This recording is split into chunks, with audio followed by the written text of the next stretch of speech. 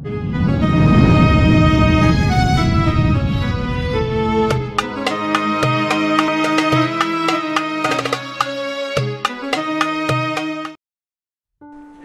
siapapun ilmu itu bersifat, maka sesuatu itu menjadi mulia. Sesuatu menjadi mulia. Siapapun orangnya, apabila disifati oleh ilmu, maka orang ini menjadi mulia. Karena ilmu itu sifat dari Allah Subhanahu wa ta'ala. Ada orangnya sangat tidak sempurna kejadian batang tubuhnya umpamanya. Orang ini sangat miskin, orang ini sangat fakir. Tapi apabila didatangi oleh ilmu dan ilmu bersifat dengannya, maka orang tadi menjadi orang yang mulia. Walaupun dia fakir, walaupun dia sangat miskin, walaupun tubuhnya cacat, tapi apabila disifati oleh ilmu, ilmu datang kepadanya, orang ini menjadi orang mulia.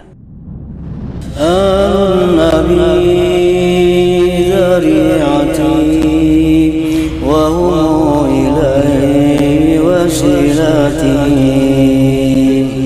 النبي ذريعتي وهو إليه وسيلتي سلام سلام عليكم على النبي.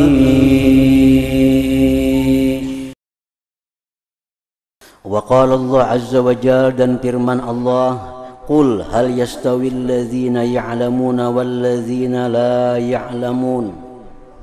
Katakan wahai Rasul, adakah sama orang-orang yang berilmu dan orang yang tidak berilmu? Kada mau sama. Kemuliaan yang diberikan Allah kada sama orang berilmu dengan yang tidak berilmu. Pahala satu ibadah tidak sama Allah berikan kepada orang yang berilmu dengan orang yang tidak berilmu. Ini sembahyang 2 rakaat orang biasa, ini sembahyang 2 rakaat tapi orang berilmu, Allah kada akan menyamakan ganjaran keduanya. Orang yang berilmu itu dilebihkan oleh Allah Subhanahu wa ta'ala. Wa qala ta'ala, dan firman Allah ta'ala, innama yakhshallah min ibadihil ulama. Hanya saja yang takut daripada hamba-hamba Allah itu ialah ulama. Yang takut kepada Allah itu hanyalah ulama. Artinya apa? Yang takut kepada Allah hanyalah orang yang berilmu.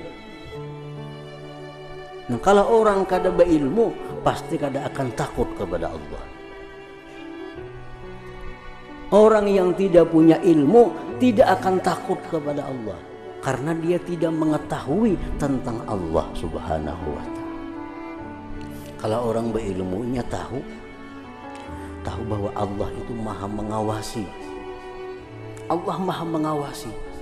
Dimanapun kita berada, satu kalimat apapun yang kita ucapkan akan diperhitungkan oleh Allah. Apabila kalimat itu bagus, ganjarannya adalah pahala. Nah, apabila kalimat itu tidak bagus, ganjarannya adalah azab. Nah, itu orang berilmu yang tahu. Makanya yang hanya takut kepada Allah itu adalah orang-orang yang berilmu. Orang yang tidak punya ilmu kada akan takut kepada Allah. Nah, nanti yang dimaksud ilmu ini adalah ilmu yang mengenai tentang Allah Subhanahu wa ta'ala. Bukan semua ilmu. Orang yang ahli fikih, ilmu fikih dipuji mempelajarinya, tapi itu tidak akan membuat takut kepada Allah. Yang bisa membuat takut kita kepada Allah apabila kita mempelajari ilmu yang berhubungan dengan Allah Subhanahu wa ta'ala. Nah, para muhibbin rahimakumullah. Wa qala ta'ala, walau radduhu ila rasul wa ila ulil amri minhum la'alimahu alladhina yastanbitunahu minhum. jikalau mereka itu menyerahkan perkara kepada Rasul atau kepada orang-orang yang berilmu dari mereka, niscaya mengetahui akan perkara itu orang-orang yang mampu memahami akan perkara itu daripada mereka. Radda hukmahu, Allah menyerahkan hukum satu perkara fil waqa'i pada kejadian-kejadian ila istimbatihim kepada istimbat para ulama, wa alhaqa rutbatahum, Allah menghubungkan martabat para ulama bi rutbatil anbiya dengan martabat para nabi bi kasfi hukmillahi ta'ala pada membuka hukum Allah. Ujar Tuhan, kalau kalian tidak mengetahui sesuatu masalah, bagaimana hukumnya, bagaimana mestinya, serahkan kepada Rasul, tanyakan kepada Rasul, apakah ini boleh atau tidak boleh, atau kepada para ulama. Nah, jadi Allah menyerahkan sesuatu perkara agar ditanyakan kepada para ulama. Nah, ini menunjukkan bahwa bagaimana ulama itu membawa amanah dari Allah sebagai orang yang dipercaya Allah untuk menjelaskan sesuatu hukum perkara kepada mereka-mereka yang tidak mengetahuinya. Nah, banyak ayat-ayat Al-Quran yang menjelaskan tentang keutamaan ilmu. Wa ammal akhbar faqala Rasulullah sallallahu alaihi wasallam, adapun hadis-hadis bersabda Rasulullah sallallahu alaihi wasallam, may yuridillahu bi khairan yufaqihu fid din wa yulhimhu rusyda. Barang siapa yang menghendaki oleh Allah dengan dia itu baik, Allah berikan dia pemahaman pada agama dan Allah beri ilham kepadanya petunjuknya.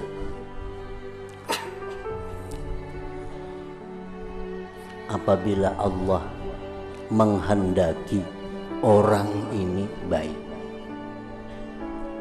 Allah bukakan hati orang itu untuk belajar agama. Dan Allah beri petunjuk, Allah beri ilham kepada orang itu. Nah, jadi pahamannya apa? Apabila Allah tidak menghendaki orang ini baik, Allah tidak akan buka hatinya untuk belajar agama. Dan Allah tidak akan beri ilham kepadanya petunjuk. Jadi bila mana kita ada terbuka hati, hendak belajar agama, hendak memaham hukum-hukum Allah, nah, berarti kita ini dikehendaki Allah baik. Arti dikehendaki Allah baik itu artinya Allah menghendaki kita ini min ahlil jannah, ahli surga. Apabila orang itu dikehendaki Allah sebagai ahli neraka, Allah tutup hatinya untuk belajar ilmu agama, walaupun rumahnya, kediamannya sangat dekat dengan orang belajar agama. Betatai lawan guru rumah, betatai lawan ustadz rumah, tapi hatinya kada terbuka untuk belajar agama. Ini alamat masuk neraka. Di dalam kitab Syarah Jami'us Shaghir yang dikarang oleh Imam Al-Munawi itu disebutkan bahwa tanda-tanda orang yang husnul khatimah itu orang yang hatinya ada terbuka untuk belajar ilmu agama. Ini hadis dasarnya, may yuridillah bihi khairan yufaqihu fiddin. Nah, jadi itu anugerah dari Allah. Anugerah artinya Allah memberikan anugerah kepada orang-orang yang dikehendakinya. Ada orang yang dikehendaki Allah masuk surga, dibukakan Tuhan hatinya belajar ilmu. Kayak apa supaya makin dekat dengan Allah? Kayak apa? Supaya makin takut dengan Allah. Nah, ini sudah alamat dah, alamat orang baik, alamat ahli surga. Wa qala sallallahu alaihi wasallam al ulama warathatul anbiya wa ma'lumun annahu la rutbata fawqa an-nubuwah wa la syarafa fawqa syarafil wirasati litilka rutbah. Ulama, orang-orang yang diberi Allah ilmu itu, itulah orang-orang yang mewaris Nabi. Nabi tidak mewariskan kerajaan, tidak mewariskan dinar dirham, tetapi Nabi hanya mewariskan ilmu. Siapa yang diberi Allah ilmu, itulah waris Nabi. Itulah waris Nabi. Al ulama warathatul anbiya. Dan diketahui bahwa tidak ada martabat yang lebih daripada martabat kenabian. Tidak ada martabat yang lebih tinggi daripada martabat kenabian. Dan tidak ada kemuliaan melebihi kemuliaan pewaris bagi itu martabat tadi. Nah, para muhibbin rahimakumullah. Jadi ilmu itu adalah iksir, sesuatu kimia yang sangat mulia. Kepada siapapun ilmu itu bersifat, maka sesuatu itu menjadi mulia. Sesuatu menjadi mulia. Siapapun orangnya, apabila disifati oleh ilmu, maka orang ini menjadi mulia. Karena ilmu itu sifat dari Allah Subhanahu wa ta'ala. Ada orangnya sangat tidak sempurna kejadian batang tubuhnya umpamanya. Orang ini sangat miskin, orang ini sangat fakir.